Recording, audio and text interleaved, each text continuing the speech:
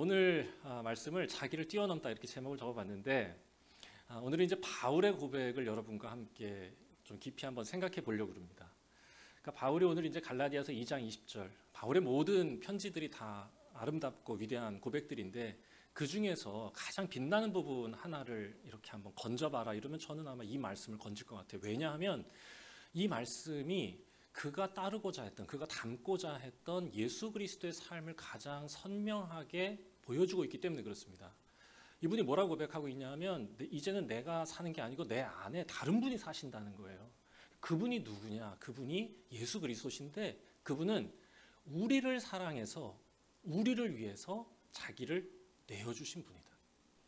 그러니까 이제 내가 사는 건 내 마음대로, 내 뜻대로, 내 멋대로 살지 않고 그분이 살아가신 대로 나는 살 거다 라고 하는 고백입니다. 왜냐하면 그분이 내 삶 안에 와서 주인이셔서 사시니까 나를 사랑하셔서 나를 위하여 자신을 주신 분이 내 안에 사니까 나도 그렇게 살 거다 이제 이렇게 고백하는 것이죠. 그런데요 참 신기하게도 이 바울은 예수를 만난 적이 없는 사람입니다. 살아생전에 예수님이 걸어 다니시고 말씀하시는 걸 본 적이 없어요. 보고 싶어 하지도 않았던 사람이라는 건 다 아시죠? 그러다가 이 바울이요 다메섹으로 가서 거기서 예수를 믿는다고 하는 사람들을 죽이러 가던 길에 하나님을 만나게 되죠. 그리고 거기에서 너무 놀라서 바닥에 떨어지고 사흘 동안 보지도 못하고 먹지도 못합니다. 그리고 나서 사흘 뒤에 눈에서 비늘 같은 것이 벗겨져 밝히 보게 되었다. 이제 이게 성경의 기록입니다. 그리고는 바울이 인생이 정말 이렇게 드라마틱하게 삶이 변하는 사람은 많지 않아요. 보통 삶이라고 하는 건 점진적으로 변하지 이렇게 파격적으로 변하지는 않는데요. 정말 파격적으로 변화된 삶을 살기 시작합니다. 너무 놀라워요. 그러면서 고백하는 거의 핵심이 뭐냐? 오늘 이 말씀이에요. 내 안에 예수 그리스도께서 사신다.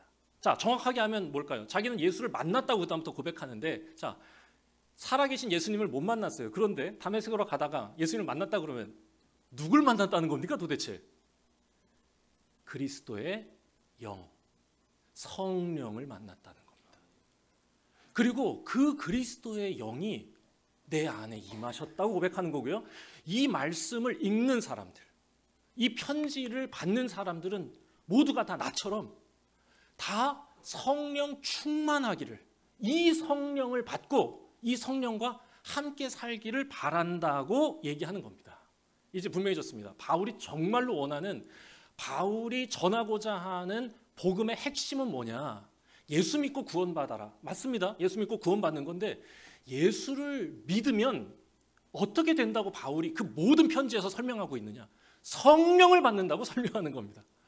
로마서를 진지하게 읽어보신 분들은 다 알아요. 예수 그리스도를 믿는 믿음으로 새로운 구원의 길이 열렸다가 3장이고요. 그래서 우리의 삶은 예수 그리스도와 함께 살아가는 것인데 신기하게도 우리의 몸은 그리스도와 닮지 않았다. 오호라 누가 나를 이 사망의 몸에서 건져내랴 이러고 나서 8장에서 결론을 팍 내리는데 8장의 결론이 뭐냐? 이 모든 삶의 딜레마, 마음은 하나님을 원하는데 몸은 내 멋대로 살아가는 이 삶의 딜레마를 풀 해답을 내가 찾았다. 그 해답이 뭐냐? 성령을 받는 거다. 이것입니다. 그러니까 바울이 정말로 전하고자 하는 복음의 핵심은 뭐냐? 성령 받으라는 거예요.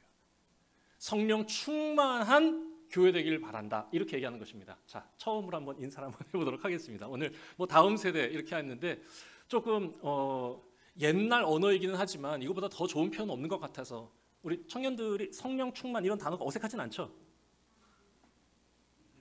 네네 대충 눈빛으로 괜찮다고 지금 저에게 보내줬습니다. 자, 옆에 분들하고 이렇게 인사하도록 하겠습니다. 성령 충만한 삶을 사세요. 이렇게 인사하겠습니다. 자, 그렇습니다. 자, 오늘 메시지의 핵심이 바로 이것입니다. 자, 그러면 질문, 이제부터 이제 질문이 들어갑니다. 자, 성령 충만을 받으면 어떤 변화가 일어날까요? 자, 여기서부터 이 질문이 해답을 찾지 않으면 매우 복잡해지기 시작하는데 자, 성령 충만하게 되었을 때 어떤 변화가 나타날까? 솔직히 예전에 저는 저희 아버지도 목사님이세요. 저희 아버지 목사님이시고 저희 어머니도 감신대 68학번 동기시고 저희 형 92학번, 저 93학번입니다. 그런데 저희 교회에서 이렇게 신앙생활 할 때 제가 그 교회의 고등부 회장이 아니었겠습니까? 그래서 수련회를 갈 때 한 40명 정도가 갔는데 수련회 꼭 다녀오면 우리 교회 임삼순 권사님이라고 김치 잘하시는 권사님이 계셨어요. 그분이 꼭 수련회 다녀오면 저에게 물어봤습니다. 영석아, 이번에 몇 명 울었니?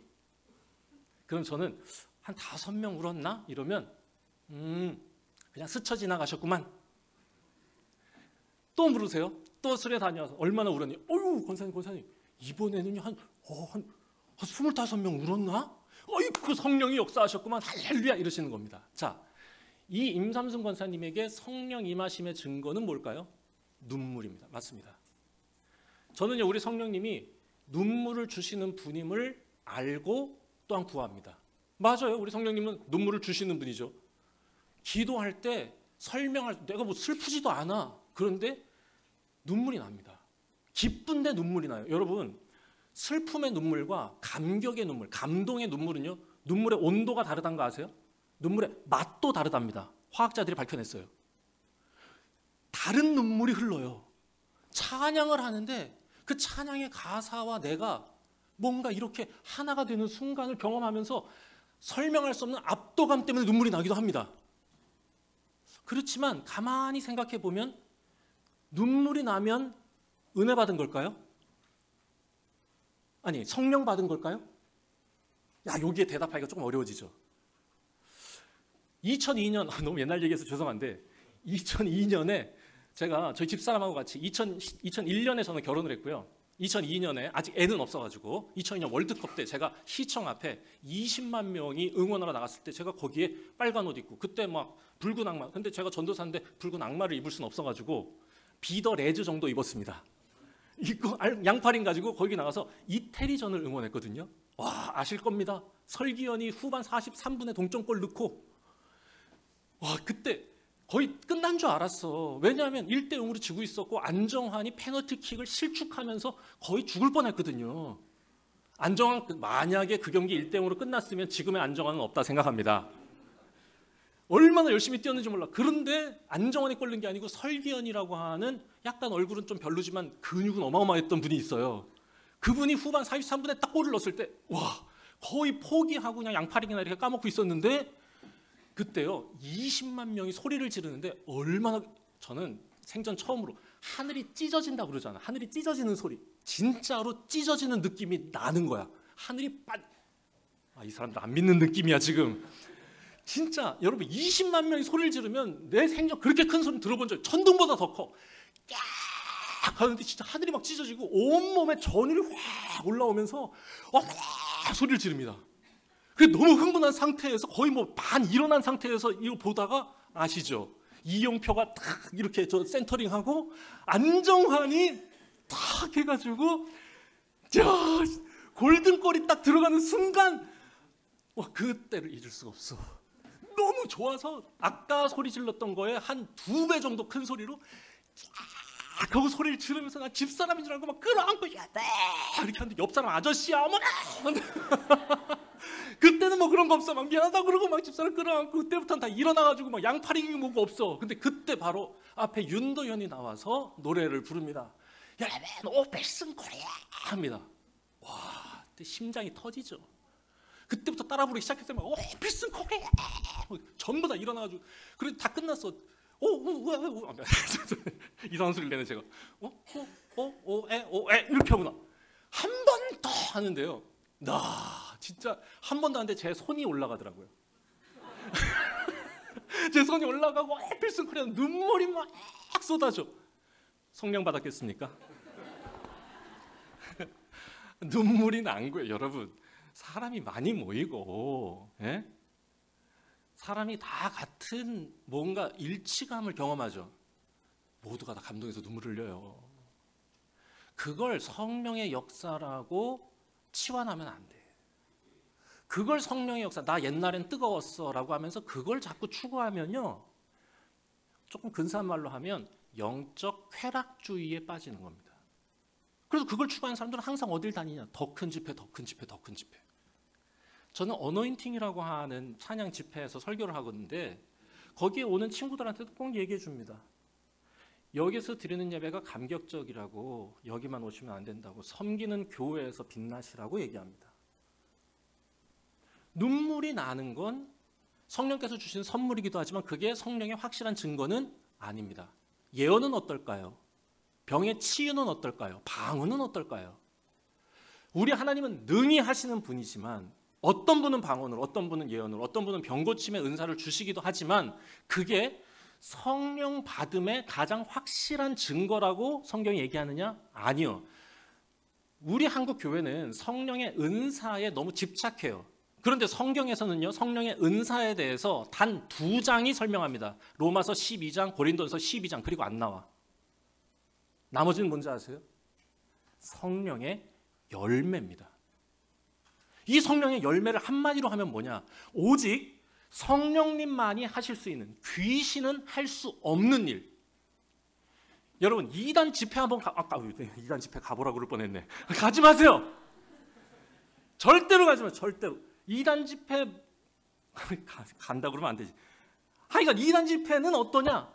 100% 방언합니다. 의심하세요. 여러분, 우리 성령님은 각 사람의 필요를 따라 선물을 주시는 분이지 모두가 다 그 영적 이 환타지, 그 엑스타시 상태에 머물게 하시는 분이 아니라니까. 그건요, 귀신도 하는 일이에요. 이단 집회 가도 그런 일은 나타나요. 그런데 이단들은 절대로 할 수 없는, 귀신은 흉내도 낼 수 없는, 오직 성령님만이 하실 수 있는 가장 위대하고 영광스러운 능력, 무엇이냐? 예수를 닮아가게 하는 것입니다.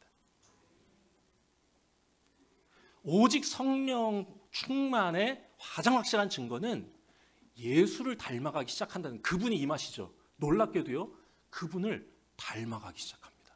자, 그분을 어떻게 닮느냐? 오늘 말씀에 있어요. 우리를 사랑하사 우리를 위하여 자기를 내어주는 삶. 여러분, 본래 이 말이요, 되게 근사하게 들리지만 실은요, 우리 호모 사피엔스에게는 가장 어려운 일입니다.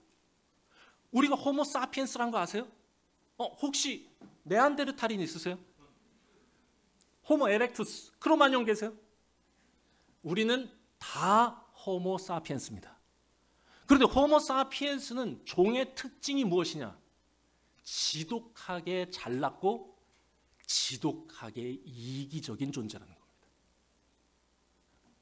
이건 제 말이 아니라 유발 하랄이라고 하는 인류학자가 500페이지 되는 책에서 반복적으로 증명하고 있는 얘기예요. 여러분, 이거는요, 유발 하랄이가 2020년에 그걸 증명하기 전에 수천 년 전 성경이 이미 우리를 향해서 단정지었던 표현입니다. 우리는요, 자기를 위하여 사는 매우 이기적인 존재야. 그러니까 우리는요, 나를 위하여, 나를 사랑해서 다른 사람을 짓밟는 존재인데, 놀랍게도 우리 예수 그리스도는 우리에게 오셔서 뭐라고 말씀하시냐? 너희를 사랑해서 너희를 위하여 내 자신을 내어주었다. 이렇게 살면 다 구원받는다. I am the way. 내가 길이다. 이렇게만 살아라. 내가 길이고 I am the truth. 이게 진실이고, 그리고 이게 생명이다라고 얘기하는 겁니다. 이렇게 살면 산대요. 그리고 이렇게 사는 자만이 아버지께로 갈 수 있다고 얘기합니다. 아니, 호모 사피엔스가 이렇게 사는 게 여러분 가능할까요? 쉽지 않아. 그렇게 살아야 한다는 건 아는데 우리는 좀처럼 자기중심성을 벗기가 너무 어렵습니다. 다른 사람을 위해서 내가 먹던 짜장면을 전해주기도 어려워요.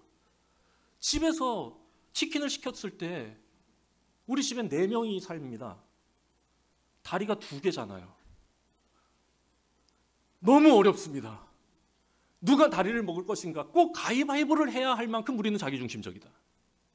그런데 그런 우리가 놀랍게도요, 자기를 뛰어넘는 순간이 있어요.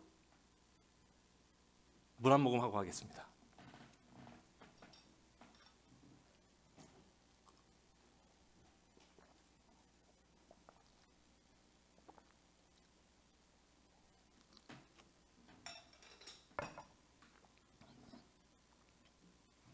제가 너무 소리 지르나요? 아니에요? 괜찮아요. 너무 소리 지르는 것 같으면 우리 오 목사님께서 이렇게 한번 해주세요. 1992년 너무 옛날 얘기해서 너무 죄송해요. 연식이 좀 됐어요 제가. 1992년 12월 24일 저는요 같은 교회를 다니던 박인순 권사님 셋째 딸 홍병진에게 사랑을 고백합니다. 솔직히 저는요 1989년부터 홍병진을 혼자 짝사랑하고 있었어요. 중3 때부터 혼자 짝사랑하고 있었습니다. 그런데 제 키가 그때 147이었어요. 놀랍게도 제가 중학교 때 키가요. 우린 중학교 때 키를 번호 순으로 키 순으로 번호를 매겼거든요. 저는 항상 1번, 2번이었습니다. 그래서 저희 형은 초등학교 졸업할 때 연년생인데 저희 형은 초등학교 졸업할 때 키가 173이에요. 전 초등학교 졸업할 때 138이고. 그래서 저희 아버지가 173, 저희 어머니가 148이거든요. 그래서 어머니가 맨날 저를 보면 우셨어요. 미안하다고. 그래서 저도 운동하면 키 안 큰다고 그래가지고 운동도 안 하고 맨날 그래서 별명이 새키였습니다. 운동하면 키 안 클까 봐 맨날 정글짐에 혼자 올라가가지고 애들 발려고 하는 거 구경하고 있고 그랬거든요. 그러다가 제가요 중학교 3학년 때부터 2차 성징이라는 게 나타났습니다. 털이 나기 시작하고 남자는 그때부터 키가 자라는 겁니다. 여러분 2차 성징 아시죠? 그럼 그때부터 목소리도 바뀌고 전 좀 늦게 온 거야. 저희 형은 초등학교 5학년 때 온 거고 나는 중학교 3학년 때 온 거야. 그때부터요 1년에 11cm씩 3년 자라서 이렇게 된 겁니다. 하나님께 영광입니다. 너무 감사해요. 그런데 이게 키만 자랐냐? 아니야. 남자들 다 동의할 텐데요. 남자들한테 털이 나기 시작하면요 키만 자라는 게 아니고 여자가 좋아집니다. 테스토스테론이 나오거든요. 그때 제 눈에 처음 들어온 교회 여학생이 누구였냐? 아까 말씀드린 홍병진입니다. 제 첫사랑이에요. 박인순 권사님 셋째 딸이에요. 저보다 1살 어렸고요. 제 눈에 너무 예뻐가지고 이렇게 쳐다보기만 하면 갑자기 주변이 뿌얘지기도 하고 가까이 가면 귀에서 삐 소리가 나기도 했습니다. 그래서 뭔가 새로운 증상을 나한테 일으키잖아. 가까이 오면 심장이 뛰기도 하고요. 그래서 혼자서 좋아했어요. 왜냐하면 그때 키가 제가 147이었고 홍병진은 그때 키가 158이었거든요. 그러니까 생긴 거는 그 친구가 누나고 전 동생인 거예요. 그래서 혼자 그냥 맨날 짝사랑하면서 이렇게 위성처럼 살았습니다. 인공위성처럼 계속 주변을 맴돌면서 나 회장 할 건데 너 부회장 할래? 뭐 이렇게 하기도 하고 나 테너인데 너 베이스 할래? 여자가 무슨 베이스야? 너 엘토 할래? 이러면서 막 중찬단도 같이 하고 이러면서 나 문집 만들 건데 너 글씨 예쁘게 쓴다 같이 할래? 이러면서요 계속 주변에서 딴 남자들이 못 건드리게 계속 하다가 제가 고3이 되던 1992년 그러니까 정확하게 말하면 1991년 12월 24일 그래서 제가 이제 고3이 되려던 겨울이에요. 그래서 그때 남자가 한번 좋아했으면 고백은 해야 된다는 생각에 불러낸 겁니다. 제가 이렇게 얘기하다가는 오늘 하루가 다 갈 것 같아요. 여러분들이 너무 잘 들어주셔가지고 제가 너무 지금 디테일하게 지금 얘기를 하고 있는데 어쨌건 1991년 12월 24일 저는 3년간 33cm가 자라서 180이 되었던 바로 그때 이제는 되었다 싶어서 고백하고 체이면 체이는 거지. 체이면 체일이다 이래가지고 불러내서 돈가스를 먹으면서 얘기한 거죠. 돈가스 먹으면서 생각해봐. 나 너 오랫동안 좋아했어. 아마 알 거야. 그런데 괜찮아. 나는 그냥 어제처럼 오빠 동생으로 지내는 것도 괜찮은데 너도 먹으면서 너도 좋으면 나도 좋아. 이렇게 한마디 하면 남들처럼 연애라는 거 시작하는 거고 아무 말 안 하면 그냥 어제처럼 지내자. 괜찮아. 먹어. 15분 동안 아무 말이 없었습니다. 솔직히 돈가스 그런 거 저 3분 만에 다 먹을 수 있는데 15분간 깨작깨작 먹고 거기서 샐러드 다 먹고 샐러드 밑에 있는 단무지까지 먹어버렸어요. 용기 내서 불렀는데 이렇게 첫사랑은 안 되는 거구나 생각하고 집에 딱 가려고 딱 나가는데 홍병진이 제 옷깃을 잡습니다. 나 갈게 이랬는데 손으로 딱 잡는 거야. 너무 좋아가지고 앉아서 이거 말로 하지 너. 왜 그래. 그런데 그때요. 그 너머에서 저는 이런 걸 기대했어요. 쑥스러워서 그랬지. 이렇게 평상시처럼 퉁명스럽게 말할지 알았는데 이상한 소리가 들려왔어요. 왜 우리가 이상한 말을 하면 이게 말이야 막걸리야 말이야 방구야 라고 하죠. 방구 소리가 들렸어요. 뭐라고 울먹거리는 사운드에 들어보세요. 내가 오빠를 좋아해도 되는지 몰랐어. 이거 뭐 방구잖아요. 이렇게 쳐다봤더니 눈물이 막 떨어지는데 나는 그냥 네 오빠가 되고 싶었는데 갑자기 아빠가 되고 싶다. 이런 마음이 들었습니다. 그때부터 연애라는 걸 시작한 겁니다. 자, 홍병진을 소개하기 위해서 여기까지 말씀을 드렸습니다. 그리고 그 홍병진과 저는 고3이기 때문에 전혀 데이트라는 걸 못하고 그냥 행정적으로 그냥 계약으로 연애를 하고 있던 상태였고, 제가 대학생이 됐을 때 1993년 2월 드디어 제가 홍병진에게 처음으로 데이트를 신청합니다. 그리고는 하루만 나에게 달라고 얘기를 했고요. 그때 한창 개장을 해가지고 완전 핫플레이스였던 롯데월드에 가기로 했습니다. 모험과 신비가 가득한 나라, 우리가 꿈꾸던 그곳.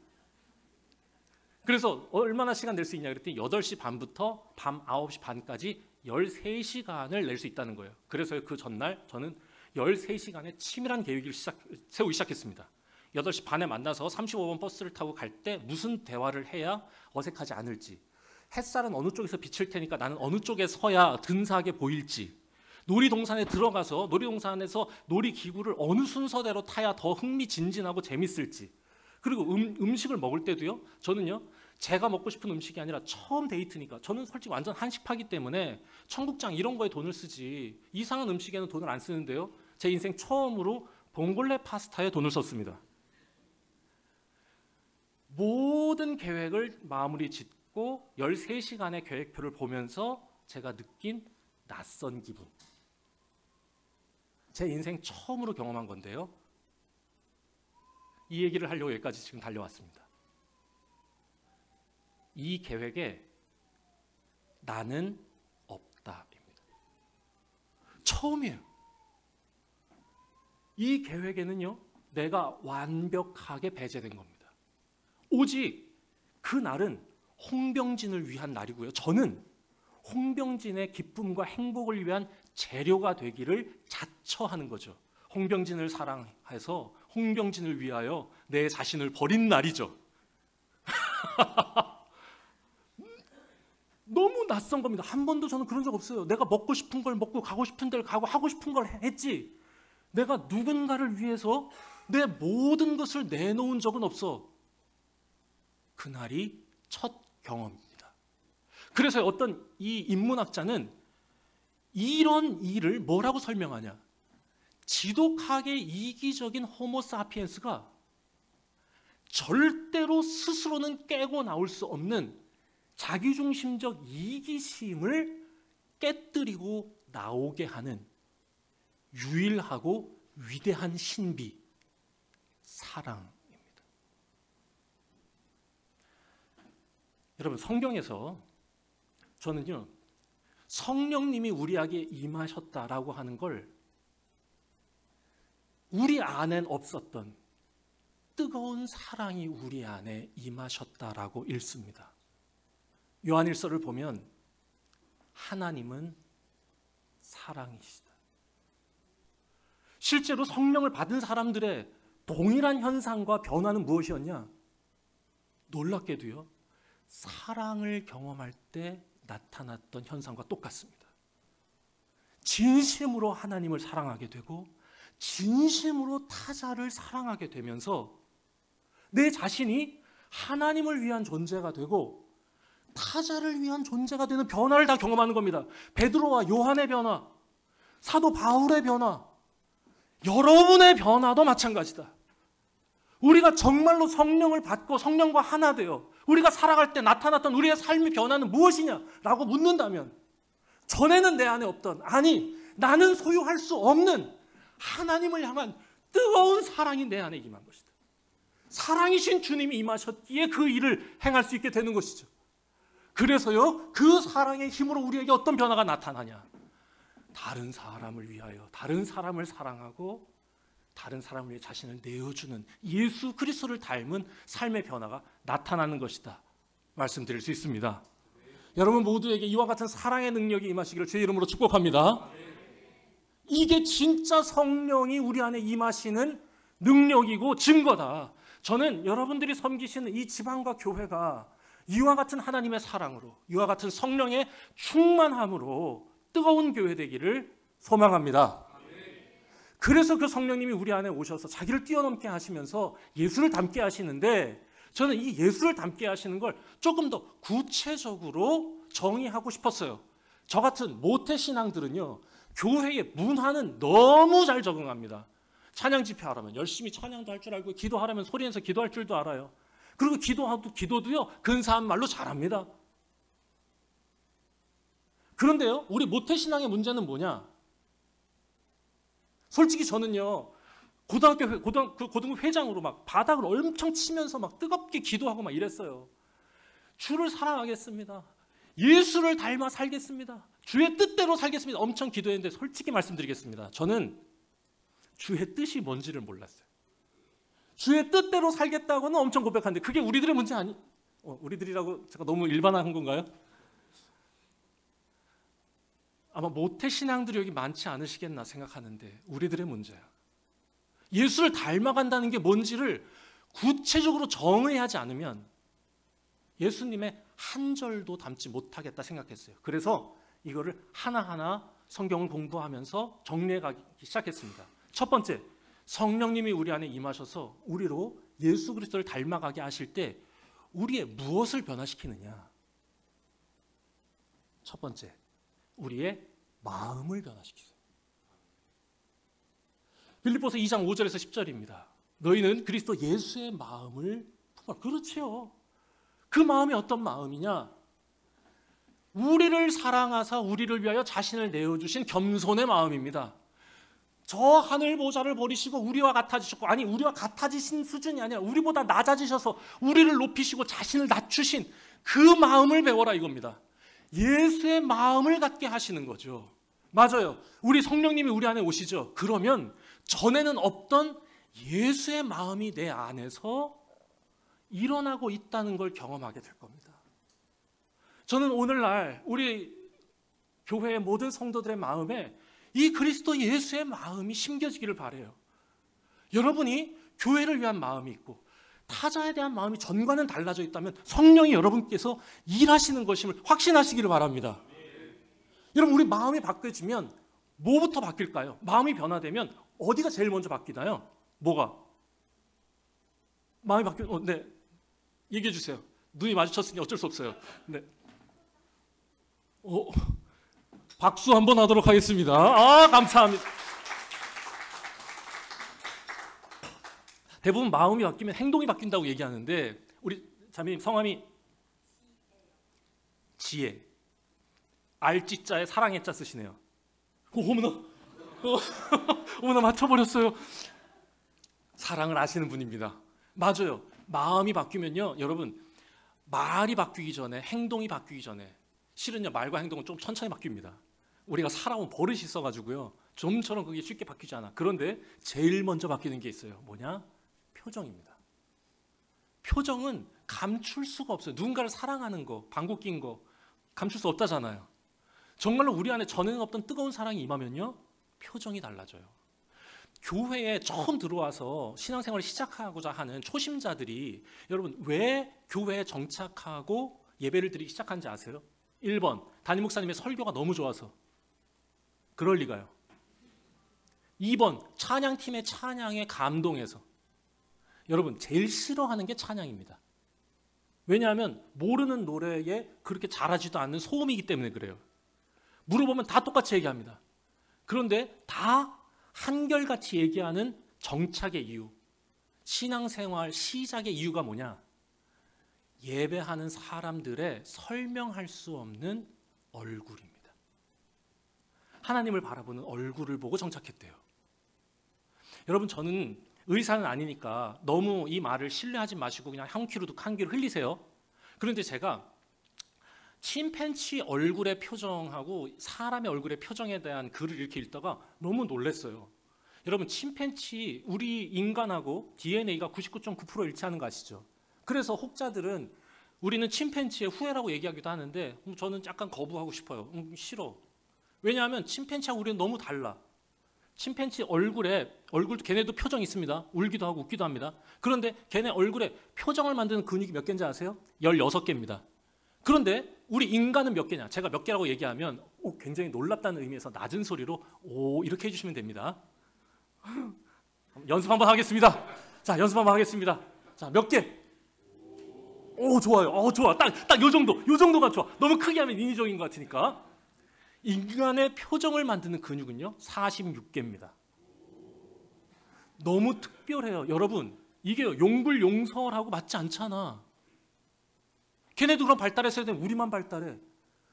그러니까 이거 성경 얘기가 아니라고 미리 말씀드린 거야. 저는 그 사실 이렇게 읽으면서 어떤 느낌이 들었냐. 하나님이 우리 마음을 보기 원하신다. 그래서 우리를 특별하게 만드셨어. 쓸데없는 43개의 근육을 얼굴에다가 집중시키셨다.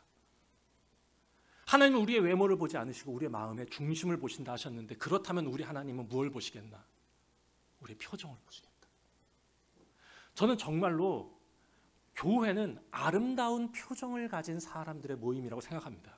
그래서 예배 드리시기 전에 반드시 거울 보셔야 되는데, 화장이 잘 됐는지 보는 게 아니고 여러분의 표정이 진실한지 보시는 거예요. 반드시 교회 들어오실 때 반드시 거울 한번 보시고 들어오세요. 나는 하나님을 향하여 진실한 마음으로 오늘 이 자리를 구별하고 있는지. 표정이 달라지는 공동체가 교회예요. 제가 2008년도에 청년들하고 같이 네팔이라고 하는 나라에 선교를 갔습니다. 그런데 그때 20명이 갔는데 10명은 카투만두라고 하는 수도에 머물러서 거기에서 선교 활동을 했고요. 또 한 팀이 있었는데 그 한 팀은 제2의 도시 더델두라라고 하는 도시에 가게 됐어요. 그런데 그 더델두라라고 하는 도시가요, 카투만두에서 무려 버스로 32시간이나 떨어진 도시였답니다. 자, 그럼 목사가 저 하나 갔는데, 자, 저는 어디에 있어야 될까요? 카투만두 베이스 캠프 아니면 더델두라? 차마 입이 안 떨어지시죠? 더델두라에 가야죠. 그래, 맞아. 저도 그래서 그냥 그래, 목사 나밖에 없으니까 더델두라 위험한 데 가자. 그리고 결정했습니다. 알고는 못 갔을 것 같아요. 그런데 더델두라 딱 가기로 결정했는데, 이 네팔이 얼마나 못 사는 나라였냐면, 우리나라가 그때 22,000불인가 됐어요, GNP가. 그런데 이 네팔의 GNP는요, 제가 얘기하면 아까는 놀라운 5였는데 지금은 안타까운 5를 해주시면 됩니다. 이 나라의 GNP는요, 그 당시에, 지금은 1,000불 정도 되는데 그 당시에 200불이었습니다. 굉장하신데요. 연기력이 굉장하세요. 진짜 못 사는 나라예요. 근데 거기에 저는 32시간을 간다고 그래서 그래 내가 갈게 이렇게 해서 생각한 게 뭐냐, 하루에 12시간씩 사흘을 이동하겠구나 이렇게 생각했는데요. 아니에요. 이 나라의 시스템은 뭐냐, 정확하게 32시간 갑니다. 이 말은요, 단 한 번도 쉬지 않고 처음부터 끝까지 간다는 얘기예요. 그래서 시스템이 뭐냐면, 버스를 빌리고 운전수 한 명을 빌려서 32시간 동안 다이렉트로 달리는데, 이 사람이 졸리니까 자꾸 과일 뭘 씹어 자꾸 이렇게 해. 최근에 제가 알게 됐는데, 그게요, 이 동남아 사람들이 씹는 마약 그 과일이야. 이빨 새까매지는 어마어마한 각성 효과가 있어서 이거 마약류로 지금 못 먹게 하는 건데, 그때 그 사람이 그걸 먹는 거였어요. 9시간을 갔을 때가 문제였습니다. 포카라라고 하는 지역에 갔는데 거기가 트레킹으로 유명해가지고 한쪽이 절벽이에요. 한쪽이 절벽인데, 왜 영화에 보면은 가드레일 없고 한쪽은 절벽이고 앞에서 버스 오면 밖으로 떨어지면 그냥 죽는 그런 데 아시죠? 거기가 포카라입니다. 9시간 이 사람 쉬지도 않고 달려왔는데, 그 지역을 가는데 앞에서 버스가 오고 바닥은 점점 이 자갈 때문에 밀리는 느낌이 났을 때 제가 너무 무서워가지고 그 버스 아저씨한테 제가 물어봤어요. 아저씨 안 피곤하세요? 그때 그 아저씨의 눈빛을 잊을 수가 없습니다. 안 피곤해요? 이러는데 눈이 시뻘겋게 다 충혈돼 있어. 너무 무서워가지고 내가 이 말이 안 통하는구나 싶어가지고 바로 제가 뒤를 돌아서 청년들한테 이렇게 얘기했습니다. 얘들아, 여기서 떨어져 죽으면 객사다. 여기서 우리 시체 찾지도 못할 것 같아. 그런데 찬양하다 죽으면 순교할 것 같다. 지금부터 찬양 집회 시작하겠다. 이래서요, 23시간짜리 찬양 집회를 시작했습니다. 불침번 설리면서, 야, 창문 다 커튼 쳐, 보지 마. 그리고 그때부터 찬양하기 시작했어요. 네. 그리고 나서 도착했을 때, 진짜 그 선교사님을 마주했는데 얼마나 가슴이 좋은지 막 울고불고 하면서 그냥 선교사님을 보니까 하나님을 배운 것 같다. 여기가 분이엘이라고 막 이러면서. 그래서 막 선교 물품을 막 해가지고 메고 이제 자, 우리 선교하는데 가시죠. 그랬더니 그때 선교사님이 뭐라고 말씀하셨냐? 선교사님이 이렇게 말씀하세요. 조금만 들어가면 된대요. 히말라야 산맥 안쪽이에요. 근데 그 산 속에 있는 마을에 간대요. 그래서 뭔가요? 그랬더니 가까워요. 조금만 가면 돼요. 자, 그 우리 한국말로 조금이라고 하면은 30분을 얘기합니다. 제가 맸던 선교 물품의 무게는 36kg. 여자애들 20살, 21살짜리 이소영, 박은진, 윤미선, 내가 이름 다 얘기해버리네. 걔네들한테 어떻게 아무리 해도 안 되겠어가지고 걔네들한테도 매게 했는데 26kg였어요. 이게 어느 정도 무게냐? 군장 무게가 27kg예요. 저 군장 처음 메고 행군하는데 땅이 저를 부르더라고요. 영서가. 그래서 네, 왜? 이랬어요. 그 정도 무게예요. 그래서 36kg를 메고 30분을 가는데 정말 발목이 끊어질 것 같고 어깨가 다 나가, 쇄골이 나갈 것 같아. 그래도 웃으면서 선교사님한테 그랬죠. 선교사님, 이제 거의 다 왔죠. 조금만 더 하면 된다. 30분 참았다가 또 얘기했어요. 이제 다 왔죠. 조금만 더. 3번까지 붙고 안 물었습니다. 출발한 시간 11시, 도착한 시간 7시 반. 여러분, 알고는 안 갑니다. 5시부터 해 떨어져가지고요. 산속이니까. 완전 칠흑. 전기라는 것도 없어. 옆은 절벽이야. 그런데 같이 데려간 애들 중에 지금 제일 문제가 되는 거는 아까 벌써 이름을 얘기해 버렸는데 이걸 어떻게 하면 좋지? 그냥 얘기하죠. 윤미선이라고 하는 친구였어요. 교회 온 지 6개월밖에 안 됐어. 그때 피팅 모델하는 애였어요. 그래서 교회 형제들이 엄청 감성금하고 그랬었거든요. 그런데 그 친구가 굳이 6개월 만에 굳이 왜 선교를 온다 그래가지고 발목 막 이러고 키는 막 이렇게 하는데 26kg 치 몸무게 뭐 거의 비슷한 그걸 들고 가는 걔를 볼 수가 없는 거야.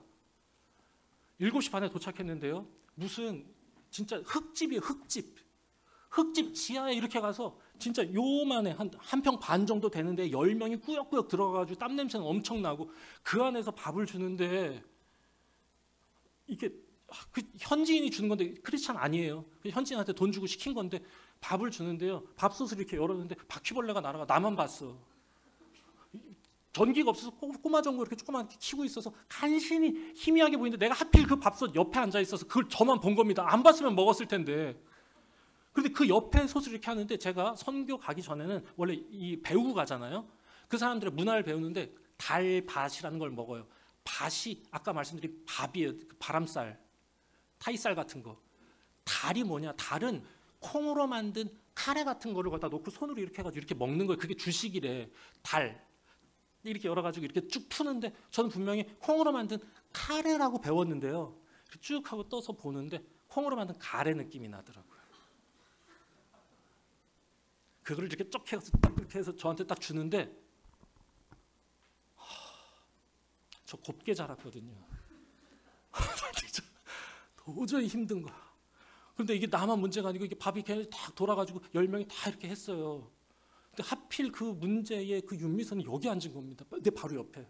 쳐다볼 수가 없어. 왜 못 쳐다보냐? 너무 힘든 상황이기 때문에 만약에 실망하고 화난 표정을 보는 순간 다 무너질 것 같았거든요. 그래서 곁눈질로 이렇게 봤어요. 그랬더니 윤미선이 저를 뚫어지게 쳐다보고 있더라고요. 그 표정에서 아무 말 우린 하지 않았는데 이상하게 목소리가 들렸어요. 뭐라고 했냐? 이렇게 봤는데 이렇게 웃고 있어 저를.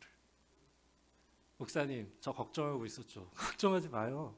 저 이거 괜찮아요. 안 힘들어. 뭔가 의미 있게 느껴져요. 이거 못 먹을 것 같죠? 천만에 내가 먹는 거 보실래요? 씩 하고 웃어. 옆을 딱 쳐다봐. 연하영, 박은진, 이소영, 황선웅, 조진철 다 돌아. 그러더니 마지막에 조진철이 저를 봅니다. 저도 씩 웃고 속으로 얘기했어요. 고마워 진철아. 나도 먹을 수 있어. 그리고 우리는 아무 말 안 하고 자리에 누웠어요. 방에 누웠다고 말씀드리긴 어려워요. 별이 보였거든요. 그리고 아침에 일어났어요. 처음으로 기도회를 시작했습니다. 그리고 첫 찬양을 불렀어요. 모든 상황 속에서. 모든 상황 속에 엄청 울었습니다. 물론 힘들어서 운 것도 있어요. 그런데 힘들어서만은 아니었어요. 우리 모두가 다 그냥 찬양을 할 수 없을 만큼 울면서 같이 손잡고 감사 기도를 했습니다. 그리고 나서 우리 모두가 다 뭘 고백했느냐? 우리는 하나님이, 성령님이 어떻게 일하시는지 분명히 경험했어요. 우리 10명 중에 단 한 사람의 마음이라도 무너졌다면 우리는 다 무너졌을 건데, 성령이 하나 되게 하신 것을 힘써 지키라는 말씀이 뭔지 알겠어.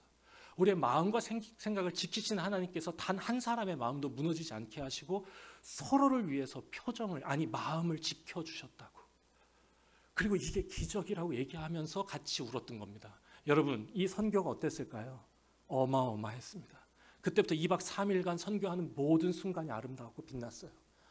이 소식이 한국에 있던 우리 청년부에도 소식이 전해졌고요. 그리고 한국에 돌아왔을 때 그때 청년부가 꽤 컸거든요. 한 300명 정도 모이던 청년부인데, 공항에요, 이 소식 듣고 버스를 5대 대절해가지고 청년들이 와서 막 프랭카드 막 창피했어요. 막 걸고, 청년들이 막 와가지고 막 끌어안고 울고 20명을 맞이해 줬고요. 그리고 20명이 5대에 5명씩 이렇게 잘 4-5명씩 나눠 앉아서 서울까지 오는 1시간 동안 계속 얘기했어요. 그때 다 똑같이 한 가지 이야기했습니다. 뭘 얘기했을까? 성령님이 우리 안에서 일하셨다. 마음과 생각을 지키셔서 우리의 표정을 지켜주셨다. 그리고 나서 다 같이 우리 청년부의 사역의 원칙을 정했습니다. 표정으로 서로를 돕는 공동체였습니다. 그래서 예배 드릴 때마다 표정을 보고 들어가요. 그리고 우리는 표정으로 돕는다. 아니, 정확하게 말하면 우리는 마음으로 서로를 사랑하는 공동체라는 겁니다. 자, 연습 한번 해보도록 하겠습니다. 성령께서 여러분 안에 거하십니다. 자, 여러분이 보여주시는 가장 아름다운 표정으로 옆에 사람을 보는데, 잠깐만, 지금 보시면 굉장히 어색합니다. 정말 싫어요. 정말 싫어. 나 이런 거 시키는 목사님 정말 싫어했는데, 그래서 딱 0.5초만 보도록 하겠습니다. 자, 0.5초만 보시는데, 자, 준비하셨죠? 가장 아름다운 마음으로, 가장 아름다운 표정으로 옆에 분들을 잠깐, 네, 사랑해라고 한 표정으로 바라보도록 하겠습니다. 0.5초만 딱 눈 마주치기. 네, 0.5초 바라보세요. 됐어, 그만 더 바라보면 안 돼. 자, 됐어, 좋습니다. 네, 아름다운 표정으로 서로를 바라보는, 주님이 주시는 사랑의 마음으로 서로를 돌보는 기적의 공간이 교회. 이 사실을 절대로 잊으시면 안 됩니다. 우리는 예수의 마음을 닮아 예수의 마음으로 서로를 사랑하기 위해 이 자리에 왔다는 걸 잊으시면 안 됩니다. 그저 일주일에 하루 1시간을 하나님께 구별하여 드리기 위하여 왔다. 그걸 넘어서셔야 돼요. 더 확장하셔야 됩니다. 그래서 마음으로 서로를 돌보고 예수 그리스도의 마음으로 서로를 사랑하는 공동체 되기를 주의 이름으로 축복합니다. 그래서 주님이 또 하시는 일이 뭐냐? 마음을 바꿔주시는 거. 맞아요. 주님이 우리에게 그런 마음 주시면 우리 마음에 평안이 있고요, 우리가 안전하다는 걸 느끼게 됩니다. 주님이 나를 사랑하신다는 것도 느끼게 됩니다. 다른 사람을 미워하지 않고 사랑하니까 마음에 평안이 오기도 합니다. 그런데요, 내 마음에 평안을 주시기 위해서 우리 주님이 우리 마음에 그런 주의 마음을 주시는 것이냐? 아니야. 그 다음 단계가 있다는 걸 절대로 잊으시면 안 돼요. 그 다음 단계는 뭐냐? 우리의 변화를 통해, 우리의 마음의 변화를 통해 내 옆에 있는 타자의 삶을 변화시키기 원하시는 것입니다. 고린도전서 말씀에 이런 말씀이 있습니다. 모든 것이 가하나 모든 것이 유익한 것이 아니다. 다른 사람의 유익을 구하라. 여러분, 예수 그리스도를 닮는 것은 어떤 것이냐? 내 자신의 변화, 내 자신의 마음의 평안을 넘어서요, 어디까지 가는 거냐? 내 자신을 통해 타자의 변화를 이끌어내는 주의 도구가 되는 데까지 가는 것입니다. 그때 진짜 그 사람의 삶이 예수 그리스도를 닮은 성령 충만한 삶이라는 증거가 되는 것이죠. 여러분, 저는요, 어떤 목사님이 좋은 목사님인지 압니다. 제가 무슨 영험하기 때문일까요? 여러분도 다 알걸요. 어떤 목사님이 좋은 목사님이냐? 설교 기가 막히게 하는 목사님이요? 아니, 그걸로 몰라요. 여러분, 저는 어떤 목사일까요? 모르시잖아요.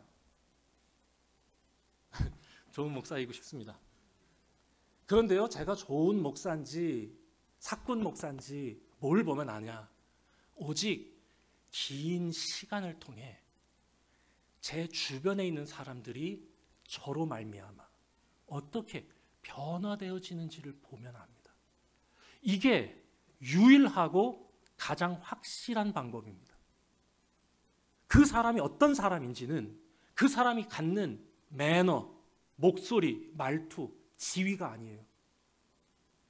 오직 그 사람, 주변에 있는 사람들이 그로 인해 어떻게 변화되어지는지를 봐야 됩니다. 여기 선생님들 하실 분들도 있어요. 교회 학교 선생님들. 교회 학교 교사가 20년 근속했다고 상 받는 거, 물론 그분의 성실에 박수를, 치아를 드립니다. 하지만 20년 동안 짐이신 분도 있어요, 솔직히. 진짜 좋은 교사는 어떤 교사냐? 1월에 받은 학생의 표정이 12월에 달라지게 하는 사람입니다. 예수의 마음을 사랑하게 되고 그분의 마음을 구하게 되는 하나님의 도구로 선생님이 쓰임 받아야 그게 좋은 선생님이죠. 제 예전 얘기를 한 번 더 하겠습니다. 저는 27살에 처음으로 중고등부 전도사로 사역을 시작했습니다. 제 지금 나이는 50입니다. 51세입니다.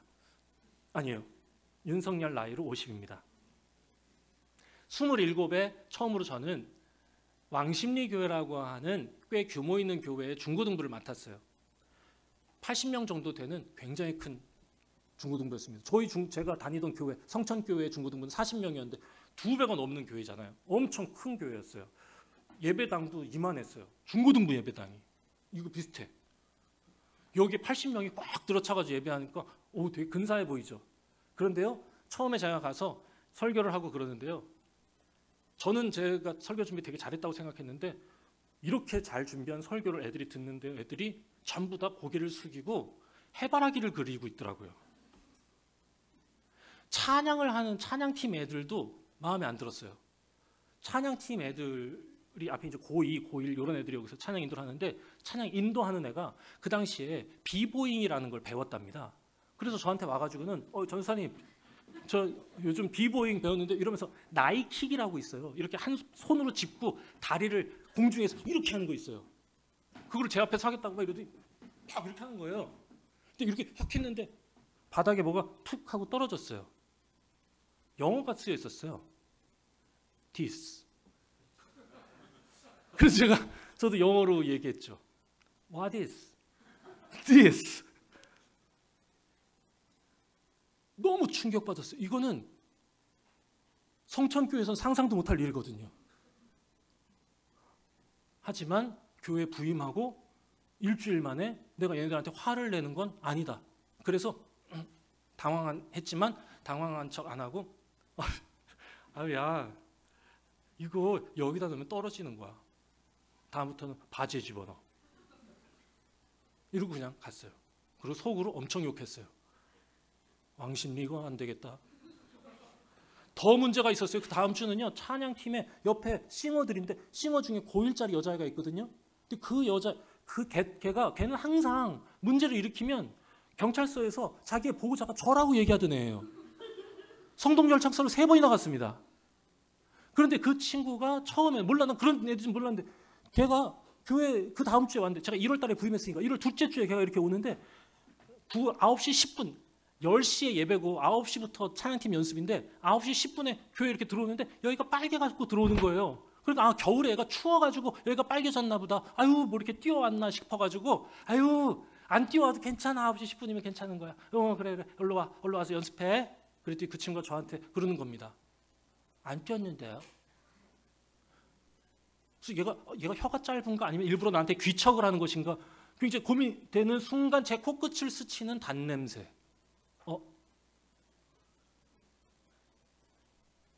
새벽 이슬 같은 청소년이었습니다. 너무 놀란 거야. 아니 제가 다니던 저희 아버지 교회 그 중고등부 40명이었는데 너무 좋았거든요. 그러니까 그때 기억이 전 아직도 너무 생생하고요. 그때 그 중고등부가 얼마나 뜨거웠는지 지금 그 40명 중에 7명이 감리교 목사로 지금 사역하고 있습니다. 그래서 제가 너무 특별한 데 있었던 걸 수도 있어요. 그런데 여기 와서 코끝에 이슬 냄새가 스치는 순간 너무 충격을 받았고요. 너네들은 성동구 왕십리. 이 마음으로 설교하고 예배를 인도했습니다.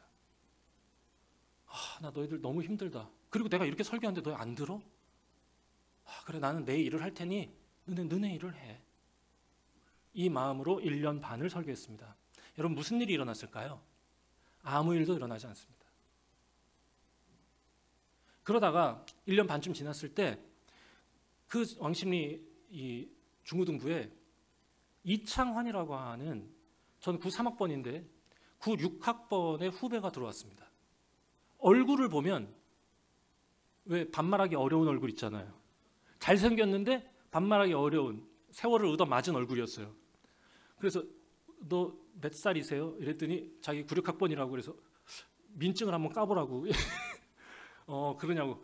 어떻게 뭘 하고 싶으세요? 이랬더니 뭐든지 시켜주시면 하겠습니다. 마침 잘 됐어요. 왜냐하면 나는 그 찬양인도 하는 사람이 마음에 안 들었었잖아. 그래서 오케이, 이창환 간사, 그러면은 우리 저기 찬양팀 좀 맡아줘. 오늘 연습하시고요. 오늘 연습하고 바로 내일 하는 건 조금 부담스러울 테니까 다음 주에 한 번 더 연습하셔가지고 예배를 드리시면 좋겠어요. 자, 그럼 여기 내려가세요. 그러면 지금 여기 지하가 예배당인 것처럼, 맞아요. 저기 2층에 사무실이 있었어요. 교육부 사무실이. 그래서 밑에서 드럼 치고 막 연습을 하죠. 그러면은 2층 사무실이 쿵쾅쿵쾅 울리는 구조입니다. 근데 밑에 내려가기 시켰는데 30분이 지났는데도요, 아무 소리가 안 들리는 거예요. 그래서 속으로 이거 얼굴 믿고 내려보냈는데, 얘 내가 웃으면서 얘기하니까 말 안 듣나? 나 김영석인데? 나 93 김영석이야. 일단 1시간 반을 기다렸는데 아무 소리가 안 들려요. 이게 내가 웃으면서 얘기했더니까 말 안 듣는구나. 2시간이 지났는데 아무 소리 안 들리고 올라와 버렸습니다. 너무 화가 났어. 난 연습하라고 내려보냈지. 밑에서 애들하고 그냥 노닥거리고 수다 하나 떨라고 내려보낸 게 아니잖아. 만약에 이창환, 너 다음 주에도 또 이렇게 하면 내가 누군지를 보여주겠어. 웃으면서 얘기했습니다. 다음 주에 봐요. 다음 주가 됐습니다. 토요일 내려보냈어. 1시간 반이 지나도록 아무 소리가 안 들려. 딱 걸렸어. 오케이. 자, 뚜껑 내려놓는다고 아시죠? 네, 머리 뚜껑 딱 내려놓고 그냥 보글보글 막 끌어 막. 그리고 층계를 막 내려왔습니다. 층계를 막 내려오면서 가슴을 한껏 부풀렸어. 이렇게 부풀린 다음에 저기를 딱 꺾어서 문을 들어오는 순간 제가 뭐 하는 거야? 이걸 한번 사자후를 한번 보여주겠다. 확실하게 기강을 잡고 김영석이 누군지를 보여줘서 하이어라키 딱 잡겠다 내가. 그렇게 해서 문 딱 열고 딱 들어가려고, 여기가 층계, 이게 벽이면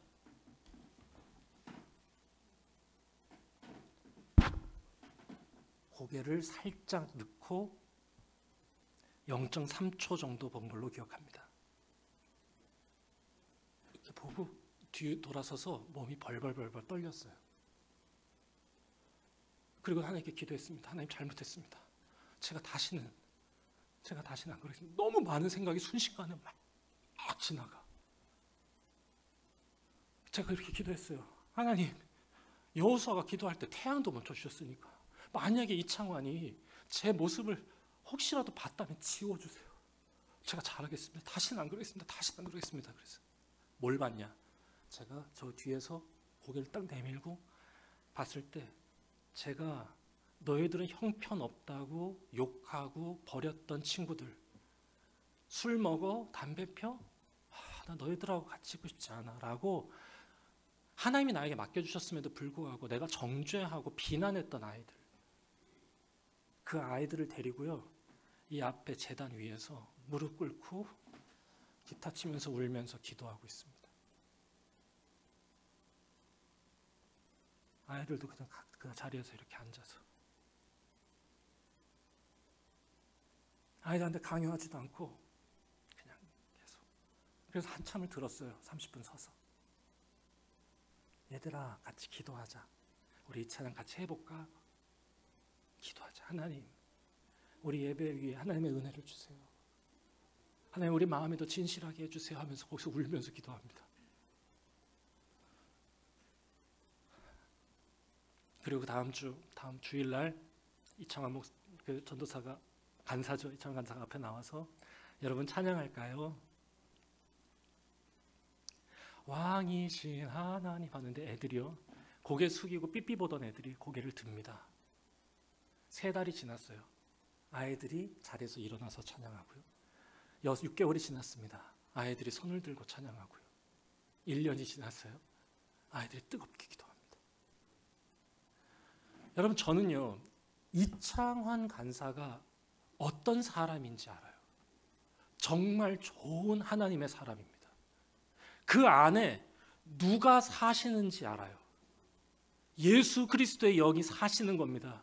왜냐하면 그 이창환이라고 하는 한 사람을 통해서 왕십리 교회가 바뀌었기 때문이에요. 1년 반 동안 김영석이라고 하는 바보 같은 바보 같은 전도사가 거기 있었을 땐 아무 일도 일어나지 않던 곳에 이창환이라고 하는 한 사람이 진실하게 예배하고 찬양할 때 하나님은 그를 통해서 그 주변에 있는 사람들을 바꿔주셨기 때문입니다. 여러분, 정말로 성경에 나오는 예수 그리스도의 삶의 모습을 보면 예수님께서는요, 가는 곳마다 사람을 만나셨고 만난 사람마다 예수 그리스도로 인해 변화된 삶을 맛보았습니다. 가난한 자들이 위로를 얻었고요, 눈먼 자들이 눈을 뜨고 병 걸린 사람이 고침을 받았습니다. 힘을 잃었던 자가 힘을 얻어서 다시 새로운 삶을 살고요, 돈이면 미쳐서 못 살던 삭개오가 자신의 욕망의 손을 놓고 사람들을 섬기는 사랑의 삶으로 전환합니다. 그분이 내 안에 사시면 당연히 우리의 삶은 그분의 삶을 닮아가게 되는 것이죠. 그래서 바울도 그렇게 살기를 원했던 거고요.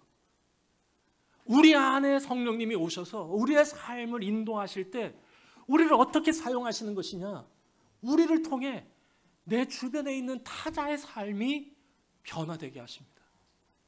나의 변화를 넘어 이웃의 변화까지 확장되게 하시는 거예요. 이와 같은 믿음의 확장이 우리가 섬기는 교회 안에 반드시 나타나야 주의 교회입니다. 이 사실을 잊지 않고 기도하셔야 하고 이 사실을 날마다 점검하셔야 합니다. 나의 직분이 무엇인지, 내 지위가 무엇인지 관심 내려놓으시고요, 사명이 무엇인지를 기억하셔야 돼요. 주께서 나를 구원하시고 내 마음에 주의 마음을 주시고 내 삶을 통해 무엇을 원하시는지 내 주변을 변화시키는 겁니다. 시간이 많이 갔는데요, 마지막 세 번째, 그래서 주님이 하시려는 것은 무엇이냐? 맞아요. 개인의 변화, 마음의 변화를 성령님은 만들어주세요. 주의 마음을 주셔서 인생의 변화를 만들어주세요. 나를 통해 내 주변 사람들이 바뀌게 하세요. 정말로 여러분들을 통해 여러분들 주변이 바뀌었으면 좋겠어요. 전에 한번 저랑 같이 청년부를 섬기던 어느 전도사님이 처음 부임해가지고 저한테 그러더라고요. 목사님, 저는 걱정하지 마세요. 저는 제 사람 안 만듭니다. 그래서 제가 의아하게 쳐다봤어요. 그게 무슨 말이에요? 저는 제 사람 안 만들고 목사님 사람 만들겠습니다. 이러더라고요. 그래서 제가 경기를 하면서 말했습니다. 그런 소리 하지 마시라고. 저 때문에 이 교회에서 신앙생활하는 청년들이 저는 100명만 되면 너무 감사하겠다고. 그런데 전도사님을 모시고 같이 사역하겠다는 건 그 100명이 나를 사랑하라고 하는 게 아니라 전도사님 때문에 신앙생활을 유지하고 이어가고 기쁘고 감격스럽게 예배할 수 있는 사람이 50명은 돼야 된다고. 걱정하지 말라고. 나 그런 거 신경 쓰는 사람 아니니까. 아니, 내 사람 만들겠다는 게 아니잖아요. 나로 인해 예수 그리스도를 더 뜨거운 마음으로 사랑하는 성령의 사람으로 내가 돌보고 섬기는 사람이 그쯤은 돼야죠. 우리가 그래야죠. 그게 진짜 교회죠. 그런데 거기를 넘어서 마지막 세 번째입니다. 마지막 세 번째. 우리 주님이 정말로 하시고자 하는 주님의 마음은 무엇이냐? 그로 인하여 마침내 세상을 바꾸기 위함입니다. 다시 하겠습니다. 나의 변화를 넘어 사자의 변화, 교회의 변화라고 할 수 있겠고요. 교회의 변화를 넘어 우리 성령님의 일하심의 목적지는 어디냐? 세상을 구원하는 것입니다.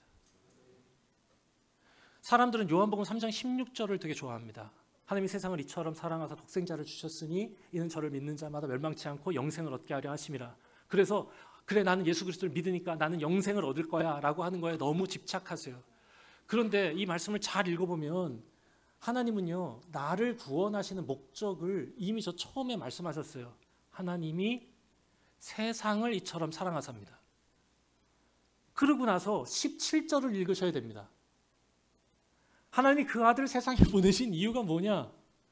세상을 심판하려 하심이 아니고요, 세상을 구원하려 하심입니다. 아멘입니다. 17절까지 읽어야 돼요. 나를 구원하시는 것은 세상을 구원하시기 위한 과정입니다. 우리가 이걸 너무 많이 까먹고 살아요. 우리 주님은요, 나의 변화를 통해 내 주변 사람들, 우리 믿음의 공동체가 바뀌기를 소망하시고요, 믿음의 공동체의 변화를 넘어 주님께서 정말로 바라시는 것은 무엇이냐? 세상의 변화입니다. 자기를 위해, 자기를 사랑하여 지독하게 이기적으로 살아가면서 다른 이를 죽이는 호모 사피엔스들의 삶을 바꾸어 하나님과 함께 서로 더불어 사랑하며 아름답게 공존하는 에덴의 동산을 다시 이 세상 가운데 회복하기 원하시는 것, 그것이 하나님께서 참으로 성령을 우리에게 보내주셔서 우리 안에 이루고자 하시는, 우리를 통해 이루고자 하시는 구원의 역사인 줄로 믿으시기를 바랍니다. 거기까지 가는 거예요. 거기까지. 개인의 구원 아니요, 벗어나세요. 인간을 구원하는 것은 세상을 구원하기 위한 과정입니다. 성경을 꼼꼼히 읽어보면 볼수록 하나님의 이 마음이 깊이 느껴져요. 저는 부디 지금 이 자리에 함께하고 있는 우리 젊은 사람들이 이 마음으로 신앙생활 하기를 바랍니다. 어떻게 세상을 바꿀 수 있겠습니까? 지금부터 고민하시는 겁니다. 내 작은 노력으로 이 거대한 세상의 흐름을 무슨 수로 바꾸겠습니까? 맞아요. 우리는 작고 연약해요. 뭘 할 수 있는 것도 없어요. 하지만 우리의 작은 노력과 헌신이, 우리의 삶의 아름다운 변화가 하나님의 거대한 구원 역사의 마중물이 되어서, 아니 요즘 마중물이라는 단어를 청년들이 모른다고 하더라고요. 이 마중물이 뭐냐 하면, 그런 펌프를 보신 적도 없죠. 이거 어떻게 하면 좋지? 옛날에 수동 펌프가 있는데요, 수동 펌프로 물을 이렇게 길어 올려야 돼. 지금은 기계가 돌려서 물을 푸지만 옛날에는 이렇게 해가지고 물을 퍼 올리는데, 물을 퍼 올리려면 내가 그 원리를 설명해 주고 싶지만 반드시 물이 들어가야 돼. 거기 요만큼 한 바가지에 물이 들어가야 거기가 진공 상태가 되면서 이렇게 퍼 올릴 때 압력이 확 올라와서 물이 올라오는 겁니다. 요 물을 마중물이라 합니다. 이 물은 한 바가지의 물이지만 펌프가 퍼 올릴 물은요, 수영장을 채울 수도 있어요. 그런 의미에서 우리 자신이 세상을 바꿀 수 있겠냐? 절망하지 마시고 오히려 나를 통해 이루실 하나님의 거대한 역사에 마중물이 될 수 있다는 희망을 가지고 고민하며 살아가는 게 저는 청년의 의무다 생각합니다. 우리가 젊은이로 살아가면서, 우리가 신앙인으로 21세기를 살아가면서 고민해야 될 문제, 하나님, 세상을 바꾸는 하나님의 도구 되게 하여 주십시오. 성령 충만하여 주의 마음 갖게 하시고, 성령 충만하여 예수 그리스도의 삶을 닮아가 주변 사람들을 변화시키는 하나님의 도구, 예수 그리스도를 닮은 주의 자녀 되게 하시고, 마침내 그러한 우리들의 삶, 그러한 우리 아름다운 믿음의 공동체들을 통하여 주여 이 세상을 구원하여 주십시오. 이 믿음의 길, 이 믿음의 여정 끝까지 순항하시고 완주하시는 우리 여러분들 되시기를 주의 이름으로 축복합니다.